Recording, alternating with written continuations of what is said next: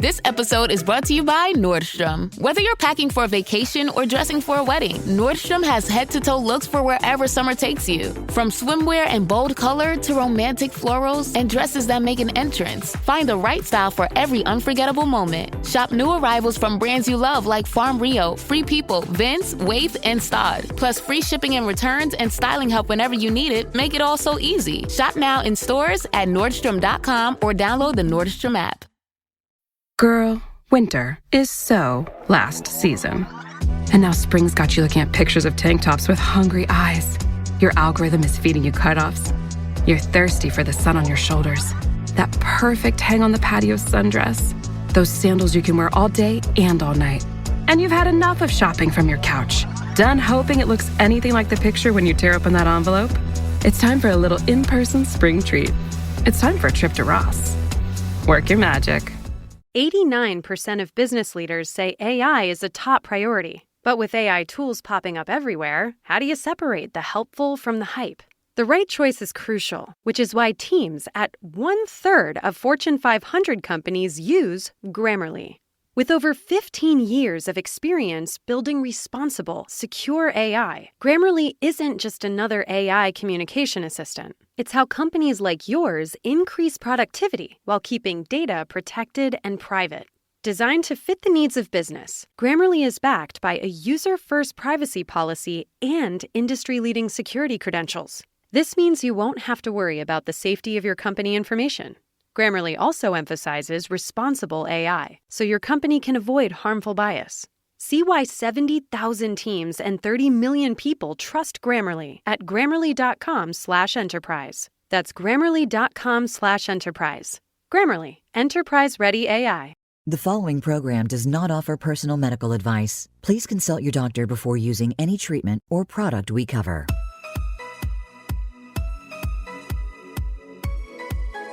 Welcome to Go to Health Radio with your host, Jonathan Marks. We provide a welcoming environment where experts educate you on important health topics, answer your questions, and provide information from which you can benefit in consultation with your doctor. And now, here is Jonathan Marks. Hey everyone, this is Jonathan Marks, and welcome back to Go to Health. We're so happy to have you here this week. And this week, I want to talk about something that we're all going through, and it's really as a result of the pandemic, which is we're now in this hybrid work world. And some of us are working at home all the time. Some of us are working in a combination of at home and the office, and some of us have to go to the office or wherever we work. But we're really going into a hybrid work mode since the pandemic, and it's creating a whole new way of life for many of us. So I wanted to discuss that with you today, along with the impact that this has on us, and particularly how do we kind of take a break. And with us today is a wonderful person that I've known for many years. Her name is Tiffany Shlain. She's been honored by Newsweek as one of the women shaping the 21st century. She's an Emmy-nominated filmmaker. She's the founder of the Webby Awards, and she's also the author of the recent book, 24/6, The Power of Unplugging One Day a Week. It's the winner of the McLuhan Outstanding Book Award. Her films have premiered at top festivals, including Sundance and the Museum of Modern Art in New York, premiered her new live spoken cinema performance called Dear Human. Tiffany's work has received over 80 awards and distinctions, including being selected for the Albert Einstein Foundation's Genius, 100 Visions of the Future. She lectures globally on topics including the future of work and well-being, technology and humanity, and neuroscience and creativity. And this is what we want to talk about today. Hi, Tiffany. How are you doing? I'm so happy to be here. Good. And you're talking to us from a very interesting place. Why don't you share where you are and what you're doing there, Tiffany? Yes. I'm in this beautiful location on the top of the San Francisco Ferry Building at a space called Shack 15. And I'm the artist in residence here for the year. And I'll have a big show in the fall, an art show. And it just feels like heaven here. You can see my empty space here, but over there is the Bay Bridge and the water and ferries going by. And it's just such an inspiring place to work. Oh, that's great. I know it's beautiful there. I lived in San Francisco for many years now, Las Vegas, but I know how gorgeous that building is. So, Tiffany, let's start talking about the future of work and well-being. What are your thoughts on this? Well, I think that there have been many gifts from COVID, in addition to it being a very difficult couple of years. But I always try to look at, like, what can we learn from this? And really, the transformation of the workplace is going to be something that stays with us afterwards. And I think it's very powerful because as a working mother, I always only at my film studio had myself and my team go in 2 days a week because that made the best sense as somebody that also wanted to be home for my kids. Mm-hmm. So the fact that almost, so many companies now are saying 2 days a week, if that, is very profound. I mean, I think that it's much more conducive to living a good life. Instead of your life revolving around your work, I think what happened during COVID is people's lives revolved around their lives again, and it reorientated the solar system of work and life. But now we're in this transition period where we're trying to figure out what needs to be in person, what's okay to be remote, how often should my team go in, should I go in, and what works and what doesn't. So I think that's an interesting moment that we're in. And we've been working with companies through kind of a lecture series and interactive series on how to figure that out. So there was a period of COVID where no one was going in, and now we're in this, and then everyone was going to go back in, and now that keeps getting delayed. Now we're in this hybrid work model, and what's the best for people's collaboration, for their own mental health, for their productivity, their creativity. So I'm interested in all those subjects. So it's been exciting to help people figure that out and to share what I've learned for 16 years running a film studio that was always 2 days a week in person. Mm-hmm. And what we learned from doing that, because there are things that work well and there are things that you need to work through with your team. So if you can, Tiffany, give us some examples of some of the companies you've worked with and some of the solutions they've come up with to deal with this hybrid workspace issue. Yeah, we had we did a 4-week program with the Cliff Bar Company, which was really wonderful with all their employees, and it was all remote. But just sharing what we can about the neuroscience and research behind productivity and collaboration, and really inspiring people to think about different modes of working. And when you are going to be in the office, what's the best to do for that? And the culture element, which is what a lot of companies' offices provided.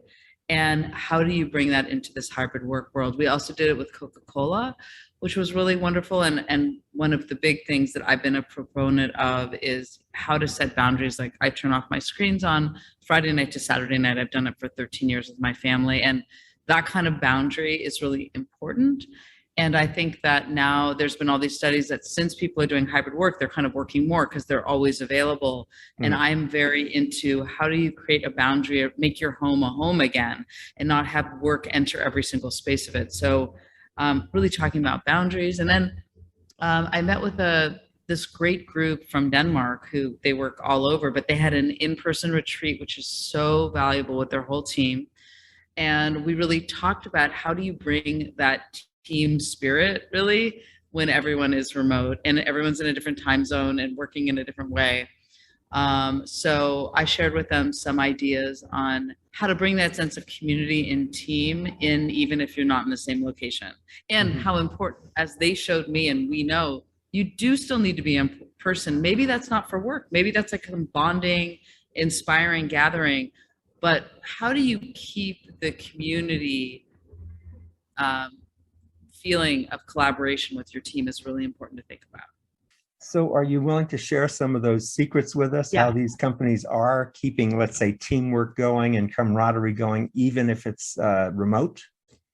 Yeah, well, one example that I gave this team in Denmark was that, I think when we used to work in the office, people would work, like Fridays were this day to kind of close down the week, and maybe you'd have happy hour, you'd go out with them. And you can still do some online things to end the week. Like whoever's the team manager, what did we accomplish this week? What was the big thing that some bigger goal we're working towards, or some little celebrations? And then nods of recognition to certain things that each team member did, or something to kind of close out the week. Because I think what's happening with technology, and it was the promise of technology in the early days, was that it blurred the boundaries of time and space. You could work anywhere, you could do anything, but we need to bring some of that back, because it's good to end the week. Like, I'm a big proponent of never having stressful meetings on Friday. Friday are not the day to have a big stressful meeting. You're kind of shutting down the week and letting people have their weekend.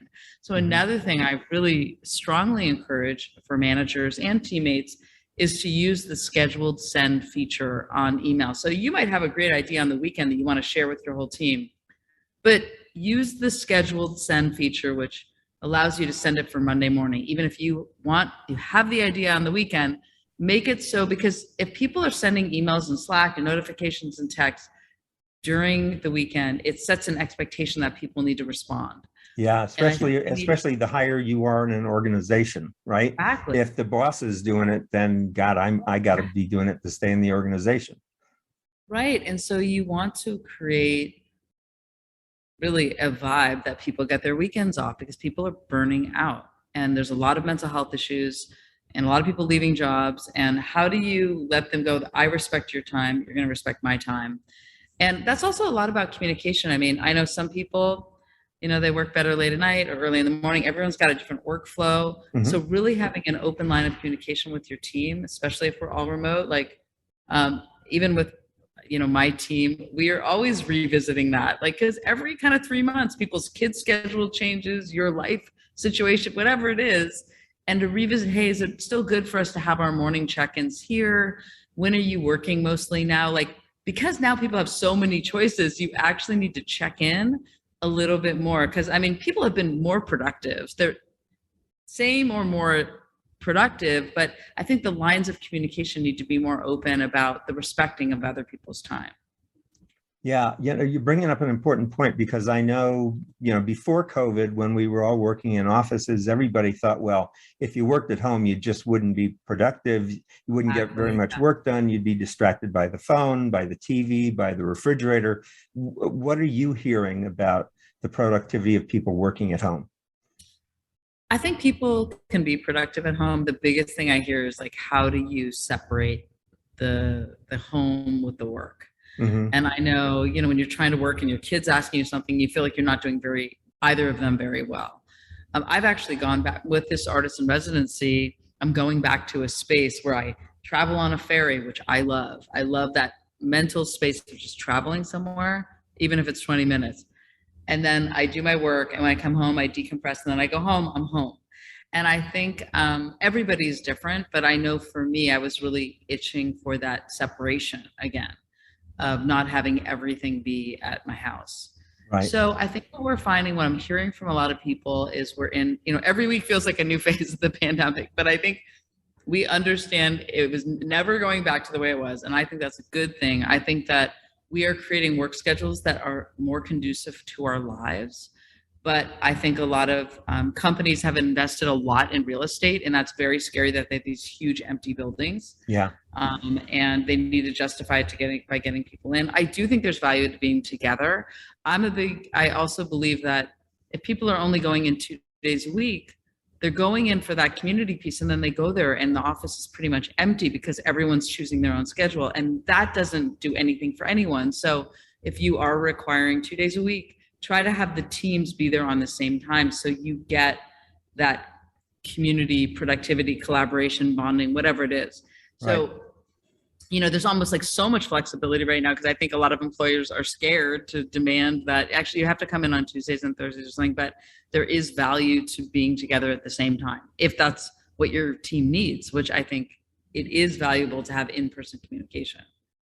Right. Like even right now, like we're talking and all we can see is each other's heads. Like I'm a big gesticulator, like you can see my hand.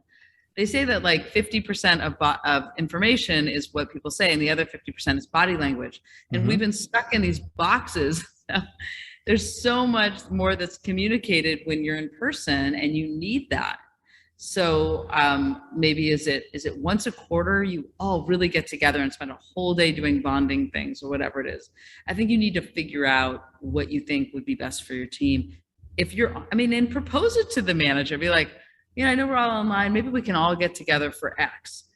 I think it needs to come from the teams, the company CEO, the managers, as well as the employees, because everyone, I've talked to a lot of people that are, relieved that they don't have to have all that kind of banter at the office. Mm-hmm. That was actually a lot of pressure of like these kind of work relationships, and they don't have that as much of that pressure, which I think is interesting too, if you just want to do the work. But there's a lot of research around, the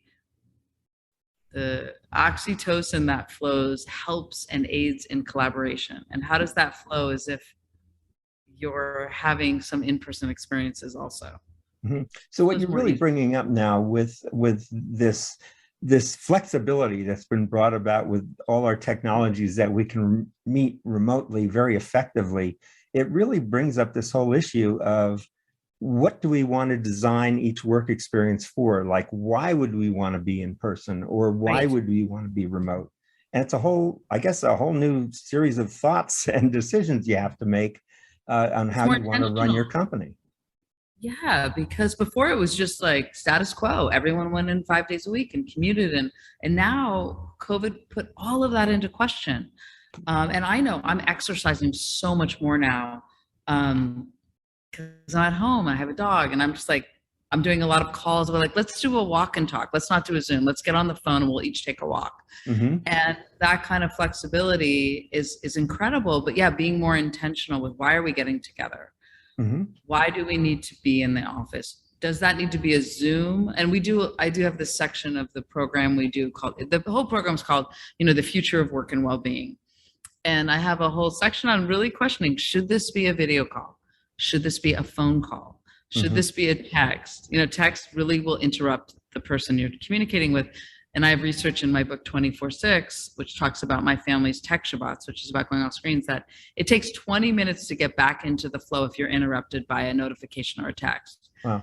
So that's a long time. And if you have employees that need to be focusing on something and you're texting them all the time, they're not able to focus. Very good. So yeah. And I think the reason why people find Zooms, like at the beginning of the pandemic, I had like 6 Zooms in a row and I was exhausted. Yes. And there's a reason behind that, because we're not making real eye contact here. We're not seeing our whole body language. There's reasons why it's soul sucking to be on Zoom and video calls all day long. So being more intentional about what should be a call, what should be a Zoom, what should be a text, all of those things is just like being a little bit more thoughtful about it.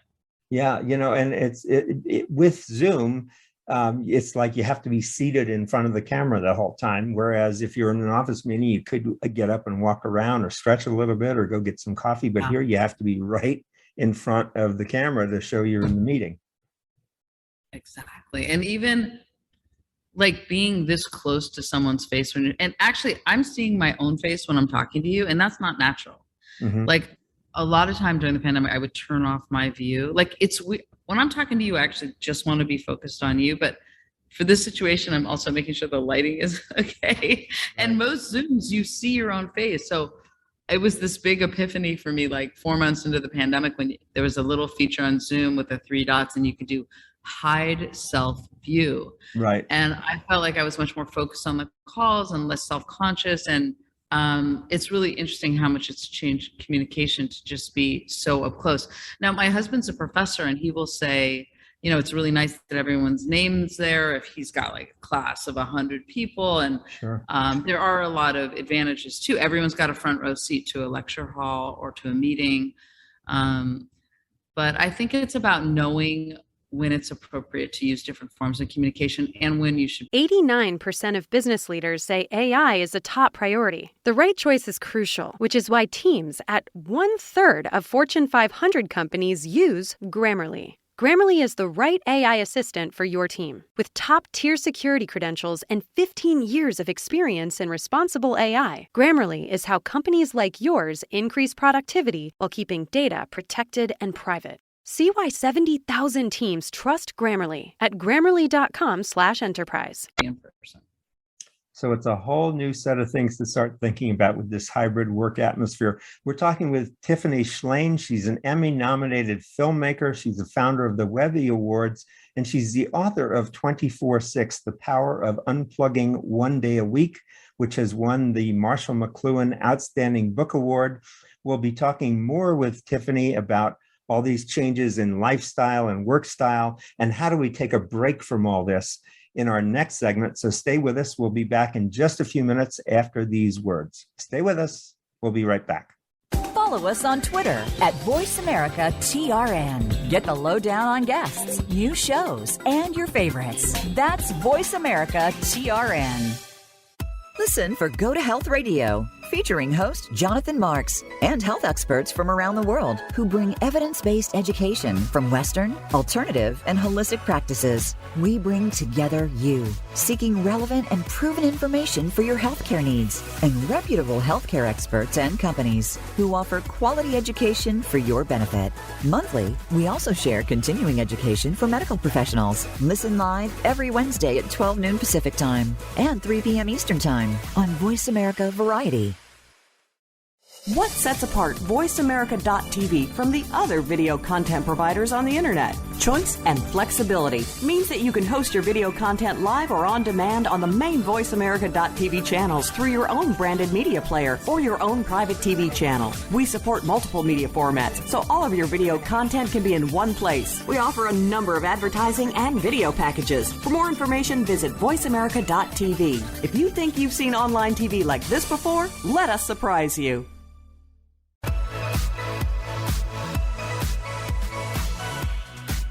You are listening to Go to Health Radio. To reach Jonathan Marks or his guest expert on the live program, call in to 1-866-472-5788. That's 1-866-472-5788. You may also send an email to jonathanmarks@gotohealthmedia.com. Now, back to this week's show. Welcome back. This is Jonathan Marks with Go to Health, and we are talking with Tiffany Shlain, who's an Emmy-nominated filmmaker, founder of the Webby Awards, and author of 24/6, The Power of Unplugging One Day a Week. So, Tiffany, in this segment, that's exactly what I wanted to talk about. We talked about the importance of unplugging because many of us now are working a hybrid schedule and working at home, and it's very tempting to do work all the time. So tell us about your taking a break and what benefits that's had for you.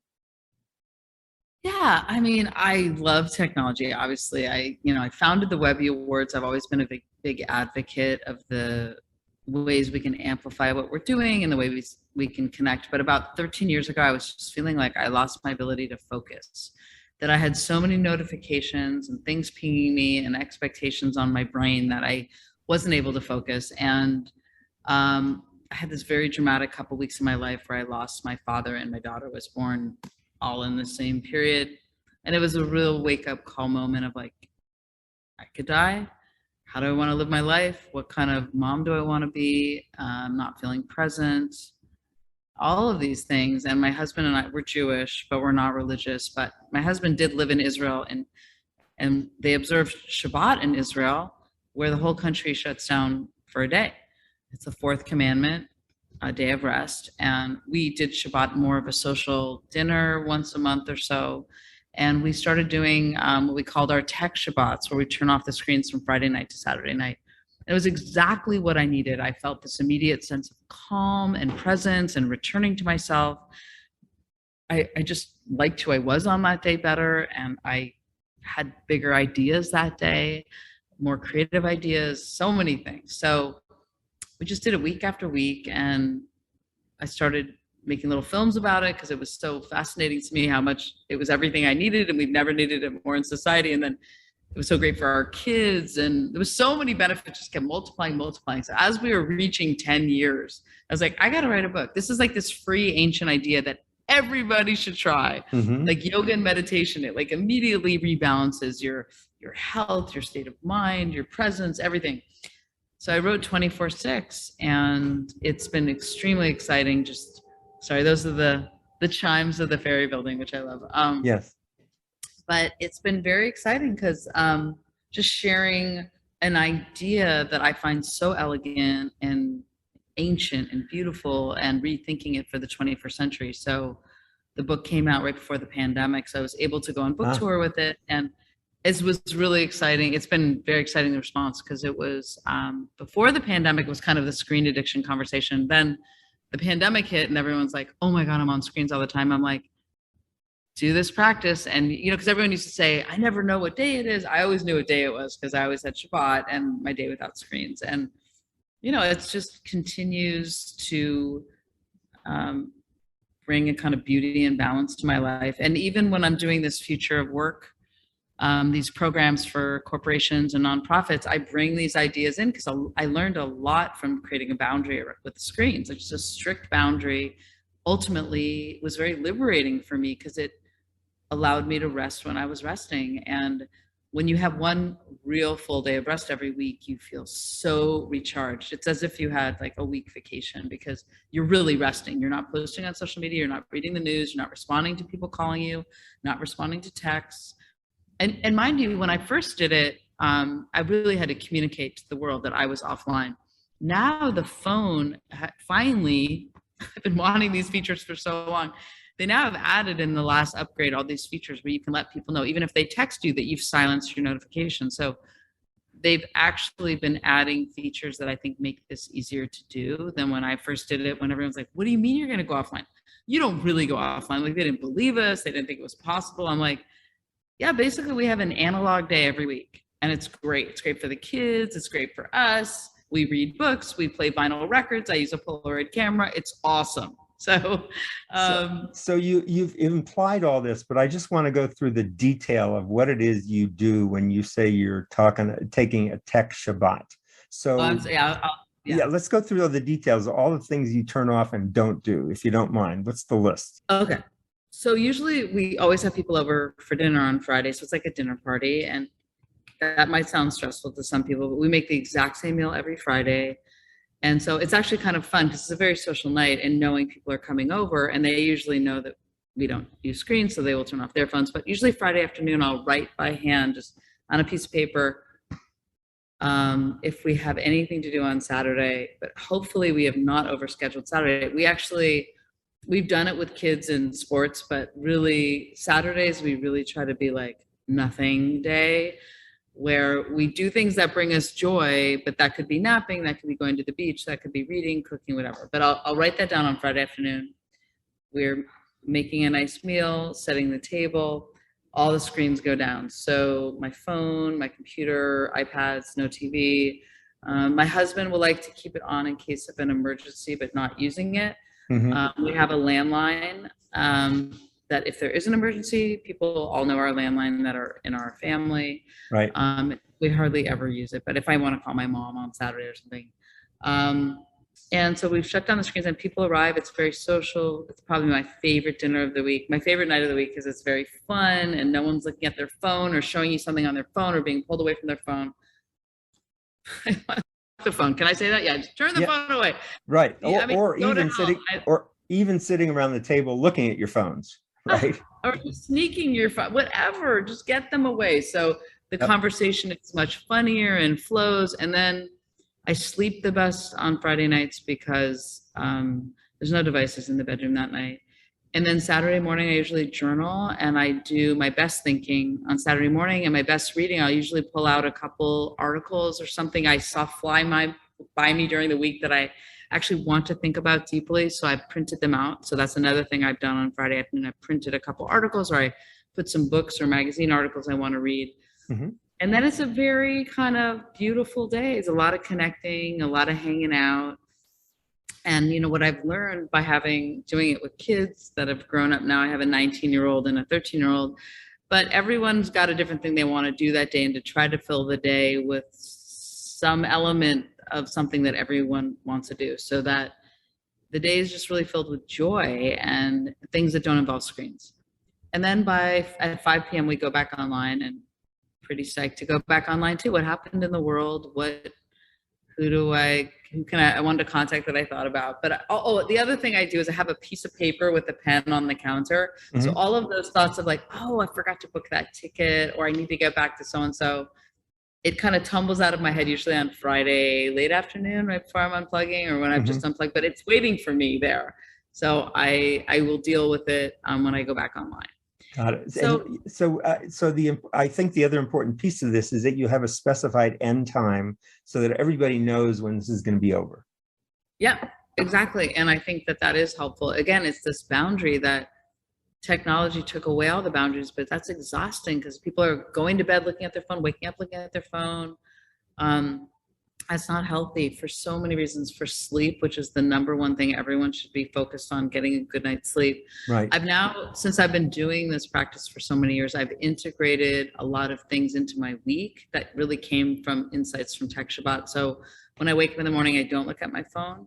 I use it as an alarm clock, but it's in airplane mode. And I go down to get my coffee. It's still in airplane mode. And it's just woken me up, but I'm not looking at email. I'm not looking at the New York Times, nothing. And I go to my 5-minute journal and I just write about what I'm grateful for, what I'm thinking about for the day, 10, 15 minutes. And then I go online. And I'll tell you, just letting my own soul frame the day. And then before I go to bed, I also go back to that same journal and I try, it doesn't always work, but I try to make the phone not the last thing I see. Because inevitably, right before you go to bed, you see some stressful headline or email that will affect your sleep. Or stress you out. And I'm always trying to build in, I think as I've gotten older, anytime I bring in a new ritual into my life, it's made my life better. So I'm always looking for new kind of things that bring goodness to my life. And I think that is the beauty of wisdom and getting older and understanding how to create a good morning to your day and a big closing to your day. And this goes back to the work week. I mean, how do you close out the week? Do you want to close out the week with a whole bunch of stressful things? No, you need to close out the week and close out your day, kind of setting yourself up for a good space for either your weekend or the next time you're going to work.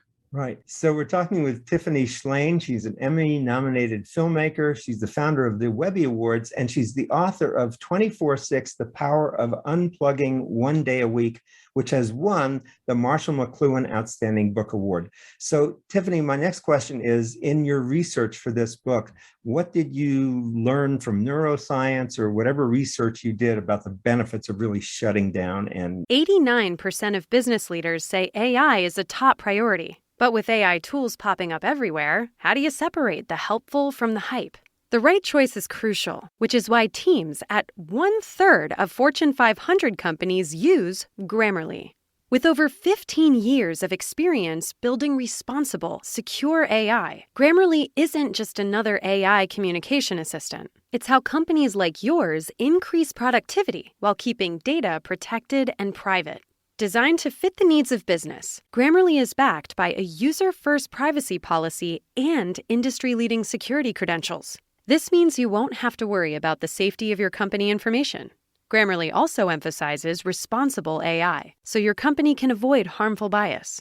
See why 70,000 teams and 30 million people trust Grammarly at Grammarly.com/enterprise. That's Grammarly.com/enterprise. Grammarly, enterprise-ready AI. resting.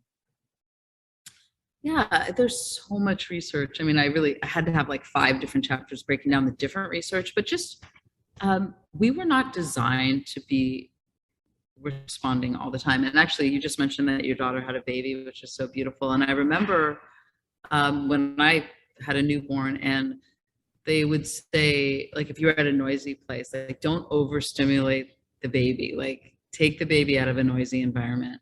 Yeah. Because you don't want to overstimulate the brain or the baby. And I think that's very apropos to humans too. It's like, you don't want to be overstimulated all the time. Like, we need downtime. And what the phone, while it's so much wonderful text and all these connection points, it also is such a mishmash of so much stuff. So when you turn off that phone, who knows what you're going to get? You're going to get another scary thing about the war or about interest rates or about COVID or whatever is going to stress you out, in addition to loving texts from family or whatever. But it is a combination of things. So putting your parasympathetic nervous system, and that's all about tend and befriend and rest and digest, and it's all about the kind of calming elements. And I think digesting everything that you process as a creative person, another bit of research that I find really interesting is that usually my best ideas, I mentioned, come on Saturdays when I don't have new stimulation.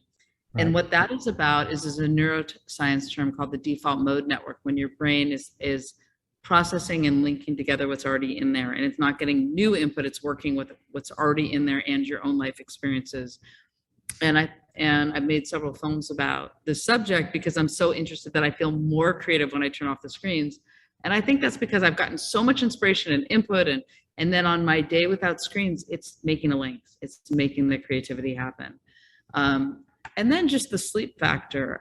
If you're looking at blue light and your phone right before you go to bed, you're not going to get as good of a night's sleep. You read before you go to bed and just quiet the mind, meditate, whatever you do to kind of calm things down before you go to sleep, instead of the cortisol going up when you're reading stressful things on your phone. So I have so many things that I like trying to think. I'm like, which other things should I tell you? But my book, I would say it's like half, it's half my own personal story, being someone that's such an advocate of the web, and then realizing how powerful it would be to shut it off one day a week.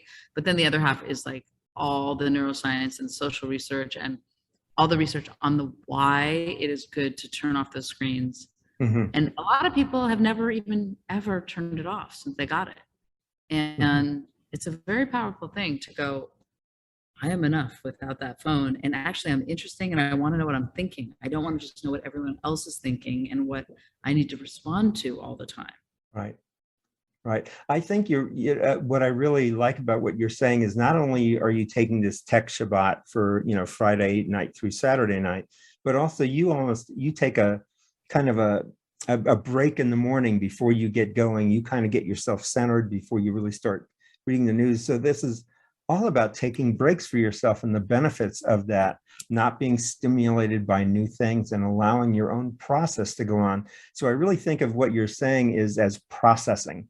It's allowing yourself processing time to process, to work with, to formulate, to think, to plan, but it's just within yourself. No, you're right. That's a great way to frame it. It is, even when I told you when I'm taking the ferry into the studio, I am preparing myself to create art. And when I go home on the ferry home, I am processing and getting ready to be home. And those spaces, the processing time to think and to be still and to be introspective and to reflect. Right. I think we've created a society that doesn't leave much room for that, because every second we're listening to a podcast, we're responding to a text, we're just in response mode all the time. Yes, that's a great way to say it, in response mode, and we need to get out of response mode all the time. Good. Yeah. Okay, so we're talking with Tiffany Shlain. She's an Emmy-nominated filmmaker, founder of the Webby Awards, and author of 24/6, The Power of Unplugging One Day a Week. And I love, Tiffany, that, yes, you're so much into media, you're the founder of the Webby Awards, and yet you're realizing the value of unplugging and how important that is to creativity. Yeah, it's just, I almost look at creativity like an athlete. Like, how do I get into the best state of flow? And for me, it's sleep. It's creating a lot of time to daydream and process and to work with what's already in there. In addition to like the other 6 days where I'm reading and I'm, doing a lot of different kinds of input and research, but that I create enough space to really just think. Right. Good. So we'll be back after these messages. We'll be talking with Tiffany more about her films and her work with corporations in terms of reimagining work for the future. So stay with us for the next segment. We'll be right back after these messages. What sets apart VoiceAmerica.tv from the other video content providers on the internet? Choice and flexibility means that you can host your video content live or on demand on the main VoiceAmerica.tv channels through your own branded media player or your own private TV channel. We support multiple media formats, so all of your video content can be in one place. We offer a number of advertising and video packages. For more information, visit VoiceAmerica.tv. If you think you've seen online TV like this before, let us surprise you. follow us on Twitter at VoiceAmericaTRN. Get the lowdown on guests, new shows, and your favorites. That's VoiceAmericaTRN. Listen for Go to Health Radio, featuring host Jonathan Marks and health experts from around the world who bring evidence-based education from Western, alternative, and holistic practices. We bring together you, seeking relevant and proven information for your healthcare needs, and reputable healthcare experts and companies who offer quality education for your benefit. Monthly, we also share continuing education for medical professionals. Listen live every Wednesday at 12 noon Pacific Time and 3 p.m. Eastern Time on Voice America Variety.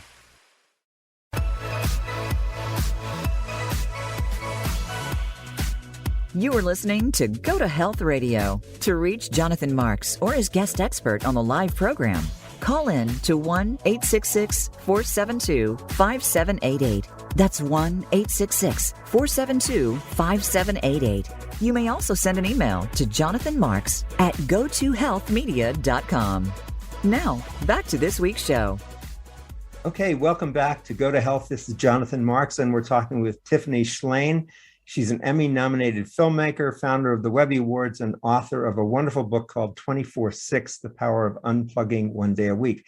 But Tiffany, you also do a lot of consulting with large corporations about the future of work. Can you tell us about that kind of work, how people get engaged with you, what it is you do, what it is they do, and what the process is? Sure. I mean, for around 25 years, I've always given keynotes and talks about everything from technology and humanity, creativity, and meaning and purpose, and which I've made a lot of films about all those subjects, and usually the neuroscience behind a lot of those. So at the beginning of the year of 2022, we launched a future of work and well-being program. It's like thriving in a hybrid workplace. So it's really like, well, companies have been doing different ones. It could either be 4 keynotes over 4 weeks, and I'll work with the whole company or managers, whatever. And I'm really laying out some strategies and context and history and neuroscience and actionable things they can bring into their company. So, and people, I have a team of people. So, but you can, for this purpose, people can email me and I'll just email it to the right person, depending on which talk people are interested in. Mm-hmm. Just t@tiffanyshlain.com, which I'm sure you're going to put in the notes for the podcast. But what's been really exciting is I do give talks on a lot of different subjects. I have about 12 subjects listed on my site. And I always feel like what people are booking kind of tells me where we are in the world. And just lately, there's been a lot of the future of work talks booked, which is I love doing because it feels like it's really providing an important service right now. And I've really been doing it for all sizes of companies and types of companies, government I'm doing one for the LA Transportation Company organization and to corporations to nonprofits. So I love doing that. They've mostly been online, but I'm actually, I also do live events, which I love. I'm going to Rio in July, where I'm performing only the second time my show, Dear Human, which is a lot about technology and humanity. So anyway, people can go to my site at tiffanyshlain.com, and I have a speaking section and lists all the different talks. And so if people want to get involved there, and then my book, they can find out and get it from tiffanyshlain.com. And then I'm doing this artist in residency, and there'll be a show in the fall that will have sculptures and large scale and small and large scale photographs. And then I'm working on a film that is my attempt to show us where we are in time, our place in history. And I think that's what COVID was really about, is really rethinking how we live and have we been in pandemics before, what's different this time, and what are we going to take with us moving forward. And I'm wrestling with all of those ideas visually, which is really fun. Yeah, but it really fits in with what you were talking about before about looking at the positive side of, even during COVID. It's like, what are the positives that can come out of this? What can we learn from this? Yeah. Yeah, and it really sounds like you're tackling that and working with that concept with organizations to help them perform better as they move into the future. Yeah, I think all of my work, if you were to look at all my 30 films and my talks, I'm always like, I'm trying to ground where we are in history. I love history and context. Mm-hmm. Ground us in context. Where are we? And like, what can we learn from this experience and how can it push us further? And I love inspiring people to push themselves more, to look for the positives, and how do you integrate that into your life or work? Right. Yeah, and usually I do it in a film, which is really fun because I've made all these films and all the work is done there. But I do love working with a group of people, like a live audience or online, because that's also very exciting because there's a lot of feedback. And it's been interesting during the pandemic how to translate that on Zoom, which I've really feel like I've figured out. I really use the chat a lot. And the chat, that's an example where when I'm in a big theater giving a keynote, I can feel audience's laughter or sighs or response. I can feel it all, but I can't hear what they're thinking. But when I'm giving a Zoom, I'm giving this big talk. It's very visual with a lot of my film clips. And then I'm also looking at that chat and I'm responding to people. I'm integrating it. It's like a live, complete connection, direct line into the audience and what they want to know more. So it's very fun for me because it's like I'm giving this extremely catered experience because they're flowing. I'm asking questions as I'm speaking and they're answering. So that's also very exciting. Yeah. I have to share that experience because I also have been doing webinars for the U.S. Centers for Disease Control for 10 years. I do a monthly webinar, and it's wonderful in the chat because people cannot, we don't turn on the microphone. It's really only myself and the presenter, but there's wonderful chat going on and wonderful contributions and participation through the chat. And I feel like I've gotten to know people over 10 years that I've never met before, but just chatting with them, and responding to their questions and comments. Yeah. I mean, and there's an example of people like, oh, I hate Zoom, or, oh my gosh, but that's super cool as a speaker to get like a direct line into the audience as you're speaking. Yeah. And I think it's made some of my talks better because I'm getting such direct feedback. Right. So Tiffany, going back to your working with companies and doing consulting with them, so it sounds like they can go to your website and choose a number of different lectures they want to hear from you, or is it a discussion that you have first and then you pick the lectures or topics they want to cover? What's that process? That's a great question. So a lot of times people come and I don't book them, but I have Sawyer Steele from my company books them. So he'll usually talk to them. And there's an array of talks. And a lot of times lately they've been like wanting to do the hybrid work talk. Mm-hmm. But they're like, oh, she's got this one on making things happen or creativity. Maybe we could do one of those too. So he'll talk with them. And then once we book, like if we work with a company that does the 4-week program, we will have several conversations to understand where their company's at, what their hopes are, really learn where they are to integrate that into the program to make it feel more bespoke. Mm-hmm. But so, yeah, if people are interested in having me speak, they would contact Sawyer, or you can contact me. I'll introduce you to Sawyer, and then he'll usually and we've worked together for 16 years, and he works with me on all of my talks and visuals. We make movies together. So it's really fun to brainstorm with him after he's spoken to a company on making the best possible experience for the company. Got it. And give us a list. You mentioned a couple before, but tell us some of the companies you've worked with so we get a sense for the breadth. Oh, yeah. Cliff Bar Energy Company. They do the energy bars. Coca-Cola. I just did a group in South Africa, so I do a lot of international, and the Tech Ambassador Office of Denmark is who I just did the live event with. I'm going to Rio to present to the Media Ecology Association. I mean, I've spoken to library associations, big corporations, little. I mean, I've been speaking for my whole career, so at this point, I probably have given 500. Wow. I'm not joking, because I do 20 to 30 a year, and I've been doing it for like 30 years. I don't know. Wow. It's excellent. So, and it's fun. I feel so lucky because I love doing talks, and because I'm a filmmaker, my visuals are usually moving images, and I love thinking, how do I make this idea bigger? I'm not having text on screen. I'm having these images that hopefully take the idea to a whole new place. So really combines a lot of the things I love doing. Neat. That's great. So Tiffany, it's been wonderful having you on the show today. I'm so glad you came on to talk about all these big ideas that you're bringing into the world. And it's been really a pleasure talking with you. So great to talk to you. And it was really, I love the way you thought about and framed some of the discussion points. So it was a pleasure. Good. So we're talking with Tiffany Shlain. She is an author of the book 24/6, The Power of Unplugging One Day a Week. She is an Emmy-nominated filmmaker. She's a founder of the Webby Awards, and she has films that have premiered at top festivals, including Sundance, the Museum of Modern Art in New York. She's premiered her new live spoken cinema performance called Dear Human. Before we go, Tiffany, tell us a little bit about Dear Human. What's that about? The way I would describe it is it's like a live movie where I already narrate most of my films. So I am live narrating on stage, not really narrating. I'm sharing,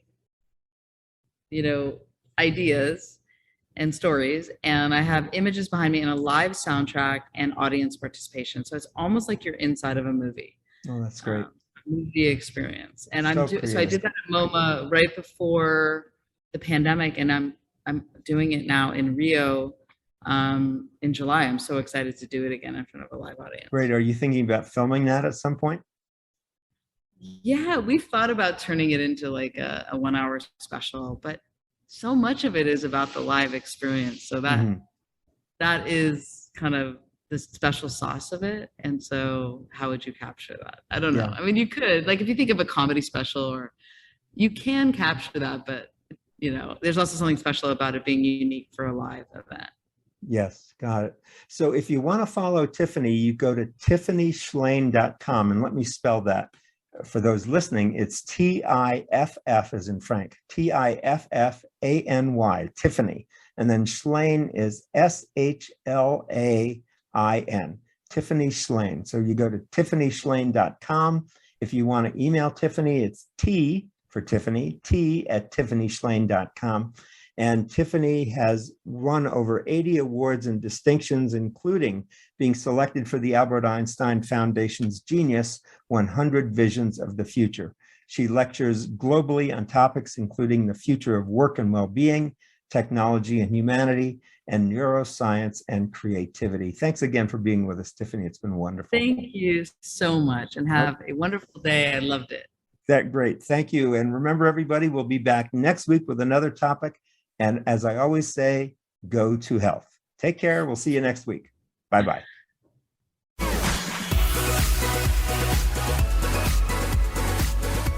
Thank you for tuning in this week to Go to Health Radio.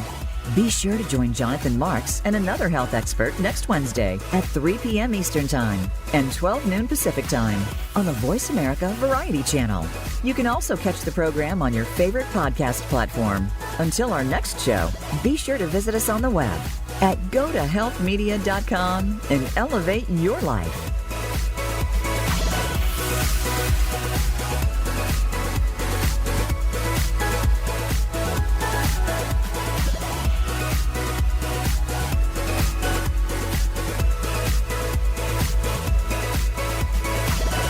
When you're operating at an enterprise level, nothing drives success more than effective team communication.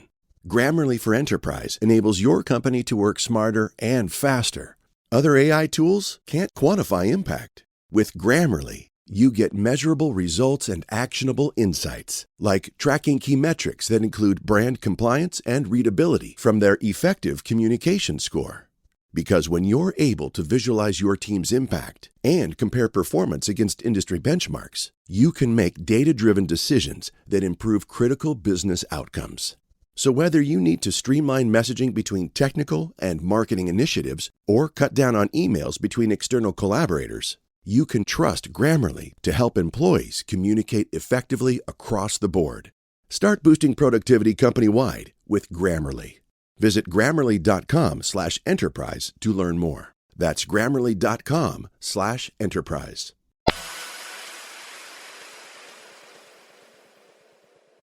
This time of year, a good hoodie is absolutely essential.